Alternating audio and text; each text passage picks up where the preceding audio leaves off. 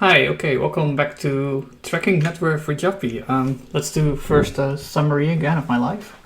So, I started partaking in this CrossFit competition again called the Nationals. That's just for fun. And I went to London for the Great Exhibition. So this is like, I guess it's like the offsite for the company, and like they just bring everyone in. I guess I'm like one of the few people that actually travels from far.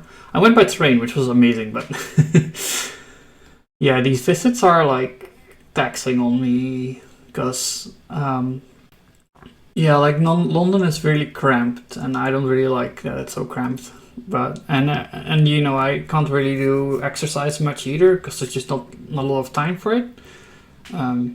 Yeah, I hope I can. Yeah, I should just book a hotel with a gym, I guess. But it's so difficult to find in the price range they offer. I'm gonna complain about this next time, I think.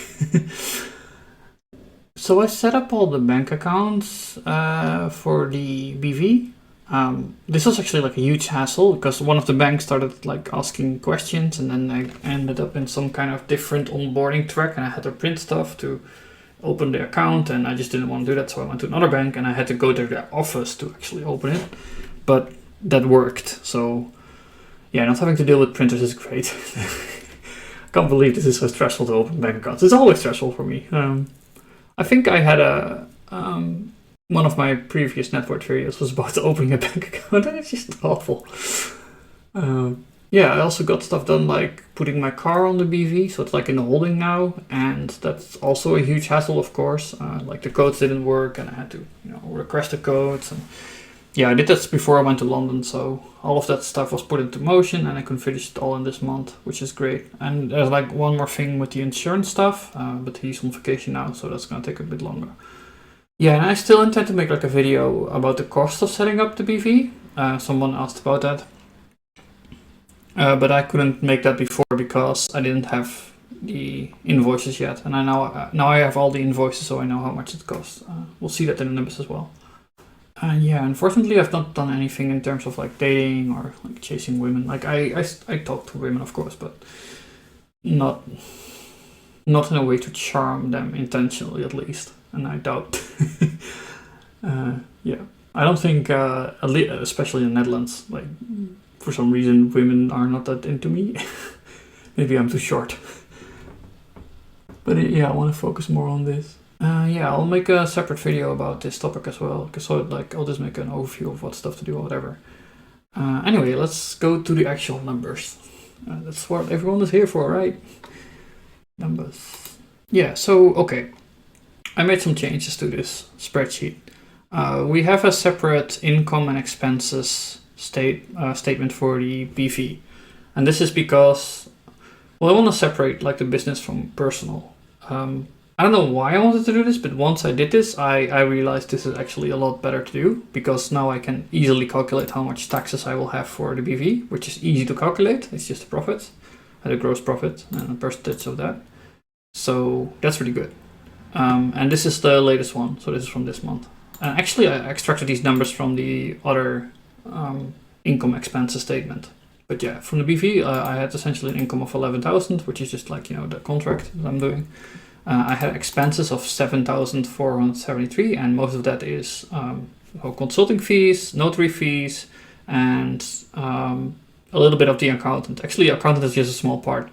But yeah, that's my expenses. And then like the withdrawals, this is money that's going to myself. So like me, I use that to live and stuff. And you can see it's quite consistent actually how much I turn out to myself. And this is a little bit too high, which will be a problem eventually, but it's nothing to worry about right now. Anyway, the gross profits ends up being 330 euros for the company, so I'll have a tax of like 60 euros. This is not income tax, this is some other tax. Income tax we'll see in a bit. Okay, moving on. We have like a separate balance sheet for the business as well. And this, I just put all the various bank accounts I have now. I'm gonna close N26 soon, but that's a work in progress because I want to make sure that nothing is charging that. Nothing I need, at least. And then I'll close it. ING is a new bank account. So I use the same bank as I have for my personal account because I couldn't figure out how to open Rabo. I prefer to have separate banks, but whatever, this will work. So I have 7,000 on the checking account from ING. Then I have for the holding company 200 on the checking account. So this is actually where the withdrawals come from, and this is where most of the costs go into. It's like the working company, and we want to keep this company poor. Essentially, it's completely owned by the holding company, and the holding company has a small checking account because there won't be a lot of costs. And finally, there's the savings account. This is essentially the emergency fund, and I'm building this up to 21,000 before I'm doing anything else. And yeah, then we have the 2 interactive broker accounts, and these are like stockbrokers. And in fact, this 10,000 euros is in bonds because I was afraid I would need cash maybe quickly. I was just not sure about things, so I put it in bonds. So I had like some interest, but more than you would get on a bank account. And also, like, if interest rates would go down, then this would go up in value. So that's like, it's a little bit more risky than a bank account. But yeah, I'm probably gonna sell this soon. Once this is topped up, I'm gonna sell these bonds, and I'm gonna put it in proper stocks because this will act as retirement. The guy told me that I can just use this holding company as retirement, essentially. So I'll keep access to the money, but I can also I'll keep access to the money, but I will also So like I had a pension account before which was blocked, and I could never get the money out. But now it's able for me to withdraw the money and use it for other stuff if I need to. But I can also invest normally. So yeah, it seems like a better option. It's like more flexible, and the accountant can do stuff to make sure that I don't pay a lot of taxes. So that's good. So yeah, that's like the assets, and then liability. We got the deferred profit tax, which I just basically calculated. I just guessed what these previous months were based on this number, and based on that, I now have a gross estimate of how much profit tax I have to pay. So probably add that as well to the savings before I invest anything. But yeah, and the shareholder equity. So this is a liability essentially to me because I'm the only shareholder. So what happens here is, okay, normally what you do is you calculate your net worth, right? But in case of a company, there is no net worth. It's like you have to balance these. You have to balance the assets with the liabilities, and everything that's left over you put on the liability side for equity. And normally this number is positive. If it's negative, then you're better off getting rid of it. Okay, so moving on, we go to private income, and yeah, so here we see that the private income is much lower, in fact, and because of this, our income tax will also be lower, and that's the entire point. Before I estimated it at like 30%, I reduced it now to 25%. I know for a fact that next year is going to be more like 12%. So that's really, really good. And that's what we want. For these numbers as well, like it has to be a little bit lower, but yeah. And you can also see why I'm like having a bit of trouble, I guess, like privately. There's not a lot of money left. So it's not like I'm living a life of luxury. Even though I have like a decent Airbnb income, which sometimes is even more than my private income. Quite often it's more than my private income, come to think of it. Jesus, I never noticed. But yeah, there's also like cost involved, and we got running costs. So you got the manager cost, the running cost, and both of these combined make this, they eat a significant chunk away. So like this gets halved essentially. That's my profit. And then, I got my normal living expenses. So this is me going to the groceries and buying food and whatever. And then finally, we got the debt payments, which is always the same. And this is like why I'm struggling, to be honest. If I can reduce the debt payments to, 500, that's supposed to be, instead of 2,300, then I would have a lot of more money left every month. But yeah, it's 2,000 now. So yeah, this is my struggle. And you can also see that without the Airbnb income, I would be completely fucked. So yeah. I wouldn't be completely fucked because I have the business that's making decent money. If I don't, start any more BVs, which I shouldn't, because most of my expenses were actually from the BV, right? If I don't do that anymore, then I have sufficient money to do stuff. But drawing money out of the BV is a problem because now I'm taking. So what the accountant will do is make a debt out of it from me to the BV, so I don't have to pay tax. So she'll help me make sure that I don't have to pay tax, which is good. But yeah, so like there's sufficient money coming in. It's just like on the income I want to have like low taxes. It's all tight, which is fine. We have a solid emergency fund now. If we look at the bank account here, it's almost 6 months. Next month I'll make sure it's 6 months, and I'll save a bit more to pay profit tax, and it should all be fine. Okay, so let's go to the big one then. This is the personal assets and liability. So once again, we got cash. Oh, damn, what did I do? We got cash here. I got like 105 euros because one of the Airbnb guests wanted to stay longer, and I kept asking him for more money. So yeah, he paid me a couple of times 35 euros. That's fine. Then we got a checking account. This is at 6,381. CMB account. I sent the money over this month to CMB because there was not enough anymore on it, and the exchange rate is not great, so I sent a little bit, but I could have sent more if I wanted. Anyway, so I went back to my default routine of trying to build this one up. So this is my personal emergency fund actually, and it should be around,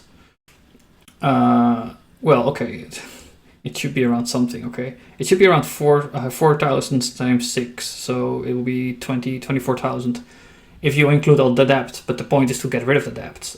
So yeah, if you exclude the debts, then it's more around 12,000. So anyway, it's like, it's not a lot. It should be way higher, but yeah, there's just not more money coming in privately, and that's fine. We have to be patient. Okay, so then we got the business account for N26, and this one is now gone from this balance sheet, so we can hide it. Savings Commonwealth, we can hide as well. And then we got the equity in the holding. So this is so this money from N26. Wait, can I show it? So this one plus this one is just, almost like this one, right? We also reduced it with taxes, so it's a bit more honest what we're doing now. So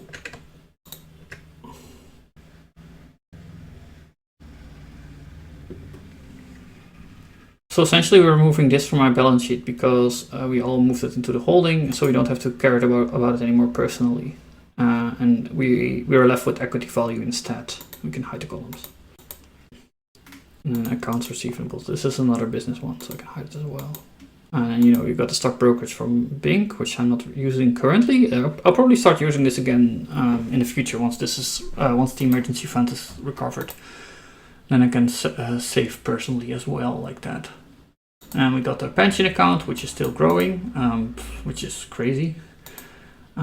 Yeah, I've not been sending money to this because emergency fund is empty, so there's no financial reason to invest more if your savings account is empty. So what we're gonna do is not save on this account anymore. We're gonna save on the business account. So that will be one of these two. Oh, by the way, the reason they got split is because this one is Russian, and the interactive broker decided to move stocks from one brokerage account to the other one. Like, I have no choice in this, so they do this for me. Okay, so yeah, the pension is growing, which is great. We got a flex pension remained the same. Share supersedes, which is going up with the currency or down with the currency, and the house. I'll be able to adjust this at the end of the year because the government does the calculation for me. And then we've got the greening, which is still there. And finally, I made some changes here as well. So recently, I made a video about this as well. There's like a comparable property that became available to my property, which is, it's exactly the same building. So, and they listed it for $470,000. What I had listed on my balance sheet, it was around 180K still. I decided to just, increase this price to something which I think is more reasonable. I will easily be able to get 300K in euros for this. because I also have a pool and they listed for so. I mean, I think they're gouging actually, but we'll see. Like at some point they'll sell. You know, maybe half a year in the future. Maybe they drop the price. Who knows? You know. But it is true that like central banks are lowering rates again. So who knows what happens? But I think we this is safe. And what I did is I smoothed out the entire column here. So I modified all these values to make it a steady increase instead of like a large jump at once. So and that's only to keep the overview tab nice. So like it goes up nice now instead of a giant jump in one go. Okay. I don't know why I have these open. So this is like stuff that has nothing to do with us anymore. High columns. Okay, so the student debts, yeah, they went up again with 30 euros. We can see that over the past year, it has climbed up with like 100 euros. It's crazy, man. Anyway, so the deferred income tax. Oh, right. I remember now. I should recalculate this as well. This is wrong. We calculate our income taxes now. It's approximately 25% of like, you know, this stuff. So it's monthly. It's gonna be maybe like 1,000 euros per month. I'm thinking this is growing way too fast anyway. I think I was doing it per quarter here. Oh, I know. I think I was actually targeting 36,000, but I know for a fact it's not going to be 36,000. And we're already taking into account the profit tax, so there's no need to calculate that in here. That's why I kept doing it. So I want to adjust this to. I know it's going to be. I know for a fact that it's going to be around 20,000, so 1,500 a month, because reasons. Yeah, so I didn't manage to start a BV at the beginning of the year. If I would have done it at the beginning of the year, I would have saved myself a bunch of money, but I did it too late. So I'm like taking a little bit of the first quarter of the year. I'm getting like unfairly taxed too much, and it turns out to be a lot because most of my income was in the beginning of the year, which sucks. But there you go. So it ends up being around 20,000. So we're gonna do 20,000 divided by 12. This is for just income. Maybe it's 21,000 actually. So 21,000 divided by 12. 1750. Okay. Okay, that's fine. That's fine. Here I pay taxes, so we can do 1750. What? Oh, okay.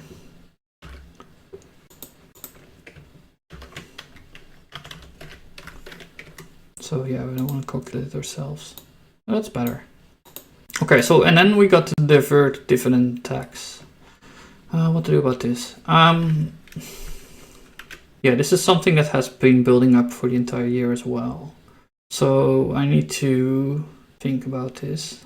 Okay, what is deferred dividend tax? So this is, if I were to liquidate my entire BV, then I have to pay dividend tax. And it's essentially the tax you pay from going from business money to private money. And that's 25%. Actually, it's 30% if you go over a certain amount per year. Of course it is. Like, you never do anything easy. That would be crazy. Yeah, so there's like some max, like the lowest you can get it out is 25% and then it goes up to 30. I need to spread this number out over 12. Or not over 12, over, it'll start at the 4th. And yeah, so like, let's spread it out over 6. So it's 12,000. 6, so 2,085. And the reason I'm doing this is just to smooth out the curves. Yeah.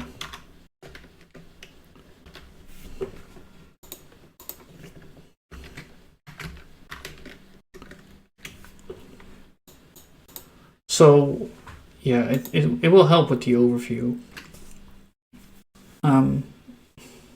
And okay, so like the reason it's jumping up here is because I fucked up in the start house, and well, it's fucking itself over here because well, this number is going up, you know, 16, 17, 18, but the exchange rate sucks, and then the exchange rate goes up again.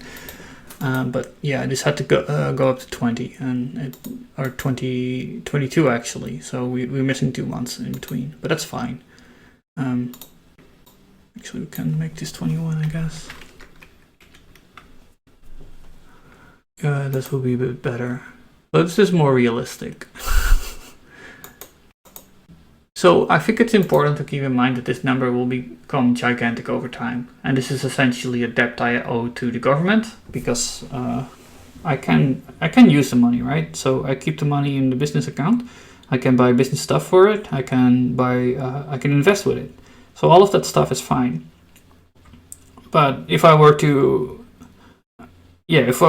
normally I would have to turn it over to myself and I have to pay tax over it. And it turns out that it's like 25%. And if you get like a 25% haircut on income, then yeah, like you, it's like over time it ends up being a lot of money you leave on the table. So it's just better to do it like this and keep it in that account. Yeah.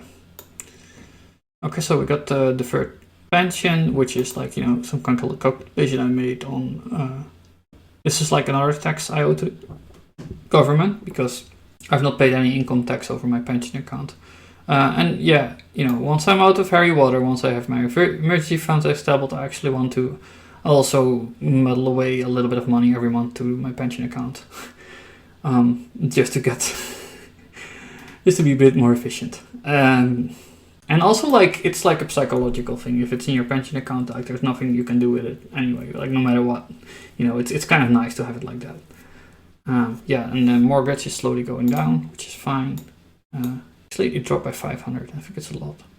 Oh no, it dropped by 400. Okay, I'm paying a lot of interest. Then these are also going down, which is nice. And I did the calculations. When will I be able to pay this back? So it becomes a lot easier to see as well with this separate overview. So the net profit is like 6,000 in normal months. So we're gonna pay it back with. I've decided this. I wanted to, be nice and not owe myself debts or whatever, but no, I want to be tax efficient more than be nice. So we're gonna, pile up the money in here. 6,000, 6,000, 6,000, 6,000, until we get like, 36,000, and then one go we'll withdraw it and send it to.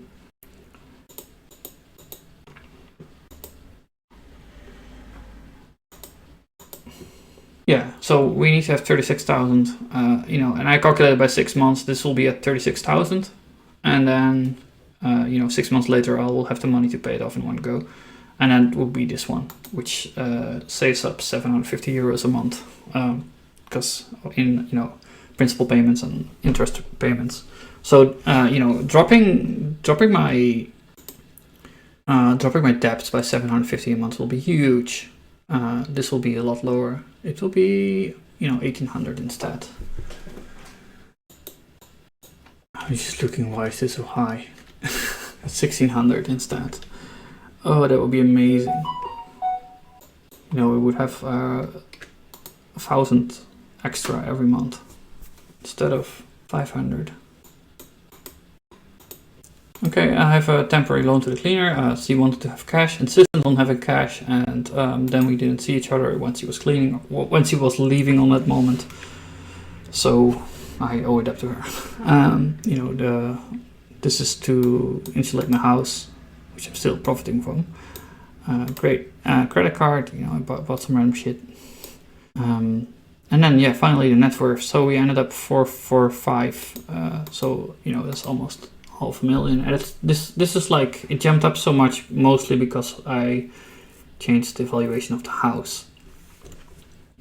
And then we can see our debt ratio is 0.4, which is way lower than it ever has been. I think I was celebrating once I got below 0.5, but yeah, we're at 0.4 now, which is great. And it will be a lot lower. And another thing I want to show is the percentage of total liabilities. So the high yield debt is now below 30% as well. I didn't realize it would drop so fast. So it's really good. We're whittling away at this. Barely a year has passed. Almost a year has passed since then. Yeah, and we went from 140 to 90,000. So we paid off 50,000 euros of debt. And if we can pay up 50,000 euros again, this saves 2,500 a year, which is, because it's all 5% debt. So we're making strides here. And another thing I want to show is the liabilities. They went up. Actually, they didn't went up as much as I thought, because I didn't do various columns right. But yeah, so the liabilities keep creeping up a little bit, and I'm just like curious why. But we can see that the assets are growing way faster. So it's 740,000, and yeah, most of that is because we changed the evaluation of the house, and I think it's worth it. I should be able to easily get this amount for that house. With the pool, definitely.